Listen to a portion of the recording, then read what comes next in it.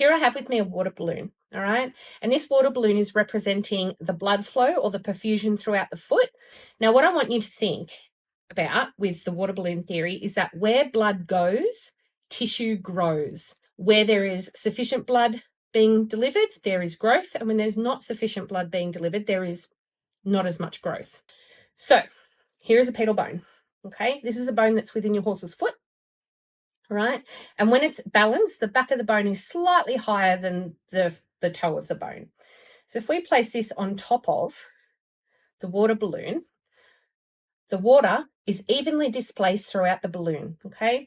Because it's balanced. If we think of a horse with high heels, what actually happens with the bone is that the back of the bone tilts up because there's more hoof material in the back than there is at the front. And so you get this broken forward hoof pastern axis. Right? What happens when we do that on the water balloon? The water is displaced towards the back of the foot. Where blood goes, tissue grows. So the horse is going to grow even more heel. So in a low-heeled, long-toed horse, what happens is the back of the bone is parallel or even lower, okay, than the front of the bone.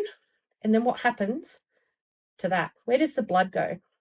Towards the front of the hoof, right? Where blood goes, tissue grows. So what happens at the front? The horse grows even more toe, which makes it even more low in the back. But for healthy hooves that you are trying to trim, this is a good analogy for you to think in your head when you see a hoof in front of you.